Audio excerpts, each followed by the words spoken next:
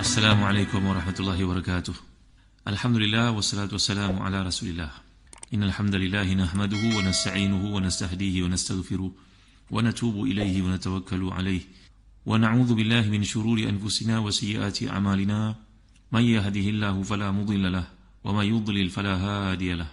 Allahumma salli wa sallim wa barik ala Muhammad wa ala ali Muhammad kama sallaita wa sallamta wa barakta ala Ibrahim wa ala ali Ibrahim fil alamin innaka Hamidum Majid. Amma ba'd.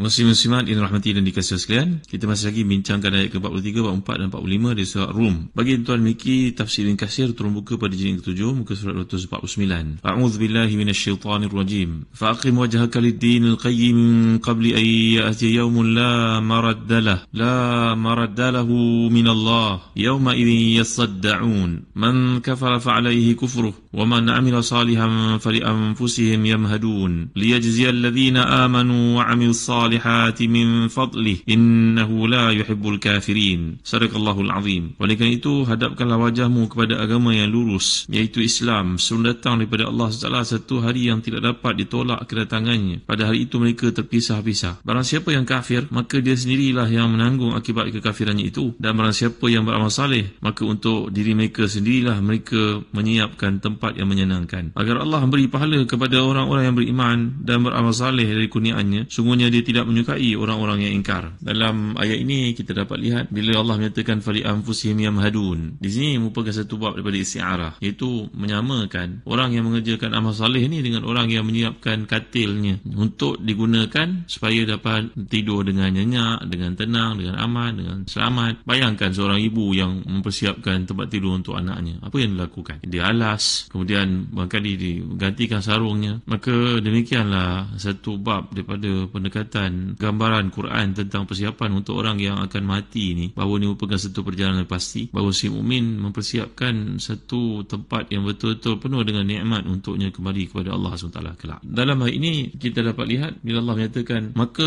hadapkanlah wajahmu. Di sini berarti hadapkan wajahmu kepada agama yang lurus, iaitu Islam, sebelum datang daripada Allah satu hari yang tidak dapat ditolak. Bayangkan maradda ni merupakan satu dalam bahasa Arab dipanggil sebagai masdar mimi, iaitu daripada perkataan radda, yaruddu raddan wa maraddan. Ini bayangkan dalam kehidupan, kalaulah kita membuat satu keputusan dan keputusan itu kita tak suka di hujungnya. Barangkali kita beli sebuah rumah, bila beli rumah baru rasa jaraknya jauh, jalannya jam, cukainya tinggi, barangkali demikianlah yang dirasakan. Kita pun dengan kemampuan yang ada yang terhad, maka seorang itu boleh menjual rumahnya walaupun mungkin ada kerugian, tapi dia boleh keluar dari masalah yang dialaminya. Begitu juga kalau seorang berkahwin, memanglah berkahwin itu satu, bukan dipanggil sebagai mithaq ghalidh, satu perjanjian, tapi bila melihat keadaan banyak perkara-perkara yang tidak elok, lebih baik daripada yang elok, mungkin dalam pertemuan itu tidak berlaku keselasian, maka seseorang itu boleh berpisah. Jadi itulah keadaannya. Seorang datang ke negara kita sebagai contohnya, negara dia negara yang berlaku peperangan, datanglah ke Malaysia, duduk Malaysia, kemudian negaranya sudah aman, dia pulang semula ke negaranya, kerana di sini bukan tempat apa yang dipanggil sebagai tumpah darahnya. Walaupun seronok macam mana pun tidak samalah seperti disebut hujan emas negara orang, hujan batu negara sendiri contohnya. Maka seorang itu boleh buat keputusan untuk kembali ke tempat yang disuka. Tetapi dalam kes yang namanya masir kita, yang merupakan asas yang ditekankan dalam akidah ni, bagusnya kalau seorang buat keputusan yang salah dalam hidupnya, maka dia kembali kepada Allah SWT, dia mati. Dia tidak punya amal saleh, maka ini merupakan hari yang dia tidak akan dapat kembali semula ke dunia. Kalaulah contoh nak mudahkan orang faham, seorang melakukan kesalahan, maka kesalahannya telah pun dijudgekan oleh para hakim yang bijaksana, menampakkan kesilapannya dan tidak ada jalan keluar terhadap masalah yang dilakukan, maka dia terpaksa menerima akibat hukuman yang akan dikenakan kepadanya. Katalah hukuman gantung sampai mati, hukuman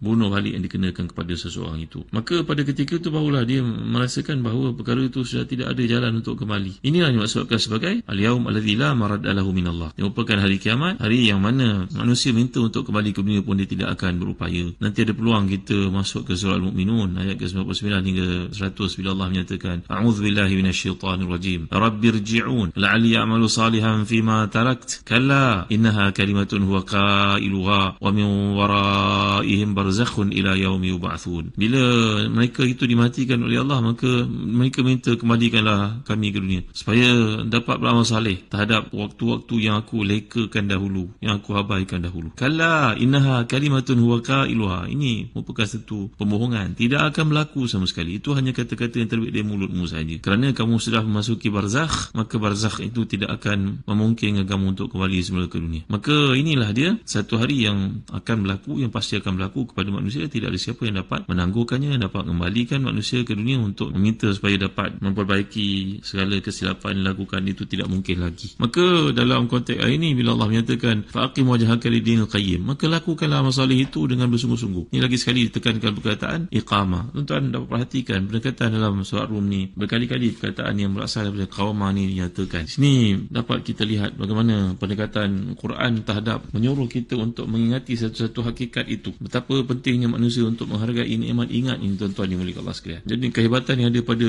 Islam yang telah kita pelajari dalam surah-surah yang lalu, bahawa keutamaan yang Allah berikan kepada orang yang dapat mengingat sesuatu itu dengan baik, yang mana Allah telah muji orang-orang beriman dapat mengingati Al-Quran sebagai contohnya yang telah kita pelajari sebelum ini. Jadi satu keistimewaan manusia ni ialah kemampuan untuk mengingat pengalaman-pengalaman dan informasi yang diperolehinya. Tuan-tuan, kalau nak sebut tentang akal manusia yang juga disebut beberapa kali daripada perbincangan kita sebelum ini, tuan-tuan tahu tak berapa banyak maklumat dalam satu masa? Akal manusia yang salim, yang sahih, boleh menyimpan dalam satu-satu waktu 10 bilion apa nak dipanggil sebagai maklumat, unit ke benda ke informasi. Sedangkan komputer yang paling canggih yang ada pada ini yang mampu menyimpan mungkin sekitar 4 hingga 10 juta maklumat saja. Kalaulah manusia berusaha untuk mencatat sesuatu yang diketahuinya dalam masa 24 jam, nak mencatat semua daripada dia bangun tidur tadi sampailah dia tidur semula, satu hari saja, 24 jam saja, dia memerlukan waktu selama ratusan tahun, tuan-tuan ni boleh. Sebab dalam otak manusia ni kita dapat lihat bagaimana penegasan dan juga motivasi yang diberikan dalam ayat-ayat ini, bahawa kalau semua apa yang diketahui manusia ni nak dicetak di atas kertas untuk dibaca, dia memerlukan jutaan jilid buku. Ada satu peristiwa menarik lah, saya rekodkan untuk tuan-tuan faham. Dalam satu akhbar terkemuka di Mesir, namanya Al-Ahram, secara tepatnya pada 31 Oktober 1978 ni, adalah seorang pakar, ni pakar bahagian analisis ke, statistik ke, actual science ke, ini menemui satu kesalahan dalam komputer ketika mengirakan tentang cuaca ataupun turunnya salji di satu tempat. Kesalahan ni sebenarnya berlaku kerana komputer tidak detect angin yang menyebabkan salji itu turun di sesuatu tasik. Saya nak cerita pada tuan-tuan lah. Jadi begitu juga satu surat khabar di Mesir dalam yang bernama Akhbar Al-Yawm, yang terus surat khabar yang patut dibaca lah kalau mereka pergi ke negara Mesir belajar di Azhar dan sebagainya. Dia cerita tentang seorang daripada kalangan ahli perdagangan negara Mesir, namanya Michael Sam'an. Ini orang Arab Kristian lah, dipanggil begitulah, Kopti lah. Dan seorang temannya bernama Sharif Rashad Al-Badrawi. Mereka ni menemui kesalahan komputer yang mengakibatkan berlakunya kesilapan maklumat lebih pada $1.5 juta Amerika yang kena dibayar oleh pemimpin negara Mesir kepada Bank Dunia. Mula-mula pihak bank tak percaya, mana boleh komputer ni mengalami kesalahan, kata mereka. Tapi akhirnya mereka terpaksa juga mengakui dan menyebabkan kedua orang Mesir ini didatangkan ke Washington nak cerita cekapnya ingatan manusia ni kalau digunakan dengan sebaik-baiknya. Kalau kita ni orang Islam, kita mengkaji tentang sejarah ingatan para ulama, para salafus salih. Contohnya saya bawa kepada tuan-tuan kisah pengarang kitab Sahih Al-Bukhari yang kita semua mengetahui tentangnya. Ni Imam Muhammad bin Ismail Bukhari yang menulis kitab Sahih Bukhari yang dianggap sebagai buku yang paling sahih selepas Al-Quran. Dalam mukadimah kitab Fathul Bari oleh Ibnu Hajar. Ibnu Hajar ni wafat, maknanya kalau dibandingkan dengan Imam Bukhari berapa, maknanya lebih kurang 1000 tahun selepas itu. Bahawa Imam Ibnu Hajar ni menceritakan bahawa Imam Bukhari yang datang daripada daerah Uzbekistan ni, saya tepat Bukhara ni. Satu hari Imam Bukhari ni yang disanjung orang bercerita tentang ingatannya yang kuat. Imam Bukhari berkunjung ke Baghdad. Di Baghdad ni ulama-ulama hadis yang ramai terdapat di Baghdad ingin menguji ingatan beliau yang disifatkan luar biasa. Ini cerita ingatan yang punya kaitan dengan iman, tuan-tuan ya. Sebab itu kita lihat kerangka surah Ar-Rum ini pendekatan dan juga konsentrasinya kepada perkara yang namanya akal, ingatan, berfikir. Jadi bila Imam Bukhari sampai dekat Baghdad, maka ulama-ulama Baghdad ni berusaha untuk mengujinya dan mereka milih 10 orang yang hebat dan mereka ni masing-masing bergila-gila menyampaikan sanad nama-nama perawi hadis, menyebut redaksi hadis-hadis masing-masing, tapi nama-nama itu telah dibutabelikkan, dipalsukan. Setiap orang itu menyampaikan 10 hadis yang diterbalikkan itu, Imam Bukhari mengatakan dia tidak tahu tentang ke-10 hadis yang disebutkan itu. Demikianlah satu persatu hingga 10 orang yang terpilih itu menguji Imam Bukhari ini, menghafalkan hadis-hadisnya. Lalu Imam Bukhari ini mengulangi satu persatu pertanyaan mereka sambil menyebut jalur perawi yang mereka telah putar belikkan itu, yang mana mereka sengaja membuat kekeliruan tersebut yang mereka sampaikan untuk menguji Imam Bukhari ini tadi. Tuan-tuan bayangkan, satu persatu hingga genap 100 hadis yang disampaikan oleh 10 orang itu disebut balik semula oleh Imam Bukhari. Yang menakjubkan kat sini bukannya penyampaian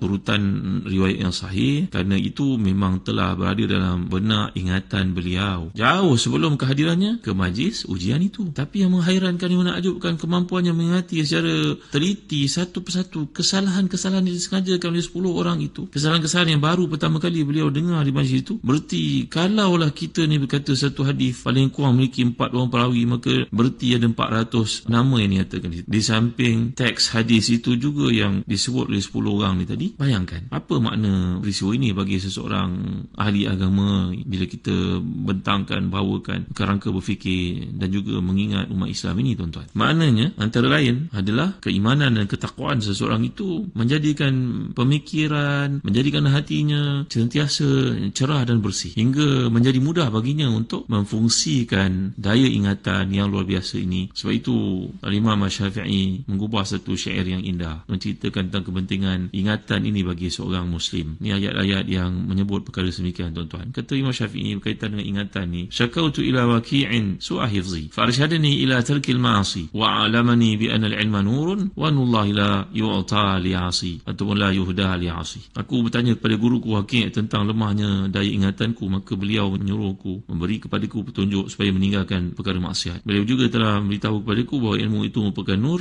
sedangkan nur Allah Taala tidak diberikan kepada para penderhaka. Ini juga pernah kita bincangkan dalam surah Al-A'raf yang lalu berkaitan dengan ingatan ni, tuan-tuan. Bahawa Allah menyatakan pada ayat 146 surah Al-A'raf yang pernah kita bincangkan beberapa tahun lalu, a'udzubillahi minasyaitanir rajim, sa'asrifu an ayati alladhina yatakabbaruna fil ardi bighairil haqq wa yaraw kulla ayatin la yu'minu biha wa yaraw sabila rusydi la yattakhizuhu sabila wa yaraw sabila al-ghayy yattakhizuhu sabila dzalika bi annahum kadzdzabu bi ayatina wa kanu anha ghafilin. Aku akan malingkan orang yang menyombongkan dirinya di muka bumi dengan tanpa alasan yang benar dari ayat-ayatku. Mereka ni bila melihat tiap-tiap ayatku, mereka tidak beriman kepadanya, dan jika mereka melihat jalan yang bawa kepada petunjuk, mereka tidak mahu mengikutinya. Tapi jika mereka melihat jalan kesesatan, mereka menempuhnya, mengikutinya. Yang demikian itu adalah kerana mereka mendustakan ayat kami dan mereka selalu lalai daripadanya. Saya bawakan perkara ini, kisah yang berlaku dalam kehidupan alim hadis yang terkemuka seperti Imam Bukhari ini, untuk kita lihat berkaitan yang dinyatakan oleh Allah SWT menurut saya 43 ini, fa'aqim wajhaka lidinil qayyim. Ingat kita kepada sebutan bahawa hadapkan wajahmu kepada agama yang benar ini. Berkali-kali disebut dalam surah Al-Rum ini sebagai satu ingatan dan motivasi kepada kita bahawa menyedari dalam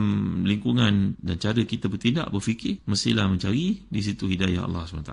Baik, insyaAllah dalam kuliah akan datang saya akan bawakan kepada tuan pandangan narik daripada tafsir Kabir. Mengapa dalam ayat ke-44 ini, man kafara fa'alaihi kufru wa man amila salihan fali anfusihim yamhadun, menceritakan tentang perilaku orang yang kafir ini bila melakukan kafiran ke atas dirinya, satu perkara. Manakala orang beramal saleh, maka untuk diri mereka lah. Kenapa yang tu sebut secara singular, mufrad, yang berikutnya disebut secara jamak, plural, dinyatakan plural di sini. Mengapa? Ini akan kita jawab dalam kuliah akan datang seperti kata pengarang tafsir Kabir. Wallahu a'lam. Wa sallallahu ala sayyidina Muhammad wa ala alihi wa sahbihi wa baraka wa sallam. Walhamdulillahi rabbil alamin. Wa barakallahu fikum. Wassalamu alaikum warahmatullahi wabarakatuh.